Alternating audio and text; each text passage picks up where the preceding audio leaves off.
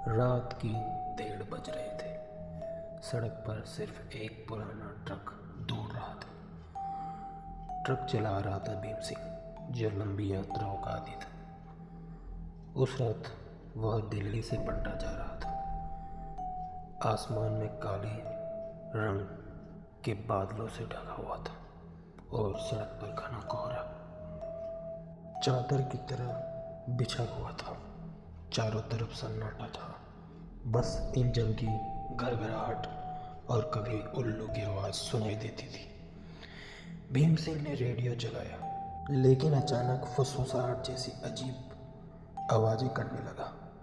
उसने रेडियो बंद किया और अपने आप से बुदबुदाया, इस धुन में नींद आ जाएगी।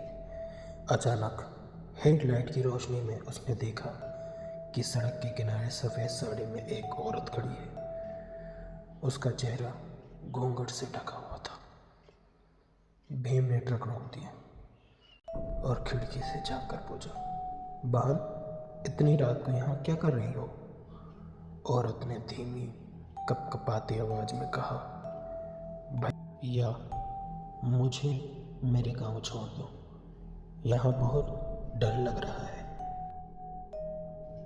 भीम को उस पर दया आ गई। उसने दरवाज़ा खोला और कहा, अंदर बैठ जाओ।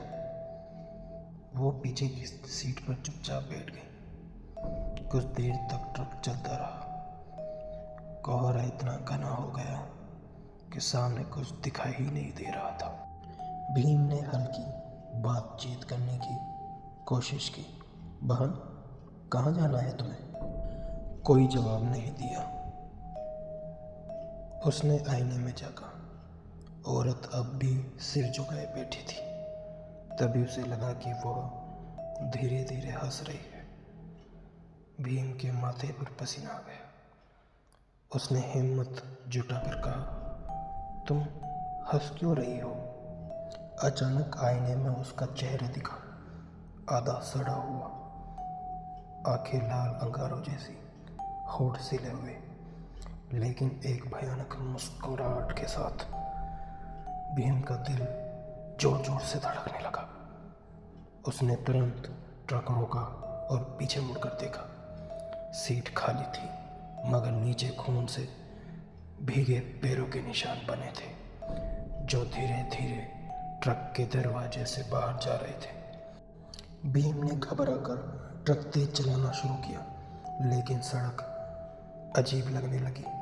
चाहे वह कितना भी आगे बढ़ता, वही मोड़, वही पेड़ बार बार सामने आ जाते। घड़ी की सुइयां भी वहीं अटकी थी।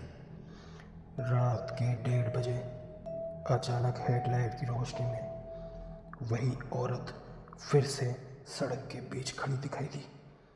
इस बार उसका चेहरा पूरी तरह दिख रहा था, जलकर काला हुआ, आंखों से खून टपक रहा था। उसने हाथ फैलाए और चीखते हुए कहा, अब तो कभी घर नहीं जाएगा। भीम ने ब्रेक दबाने की कोशिश की, लेकिन ब्रेक फेल हो गए। ट्रक सीधा औरत की तरफ बढ़ा और अचानक पूरे केबिन में एक कान फाड़ चीख गूंज उठी। सुबह गांव वालों ने देखा कि सड़क पर ट्रक पलटा हुआ था। भीम की लाश ड्राइवर सीट से बंधी मिली, आंखें बाहर निकली हुई थी और चेहरा वैसे जमे हुए भाव में था। कहते हैं उस दिन से हर बरसाती रात उसी सड़क पर लोग ट्रक की घरघराहट और एक औरत की धीमी हंसी सुनते हैं। भैया, मुझे गांव छोड़ दो।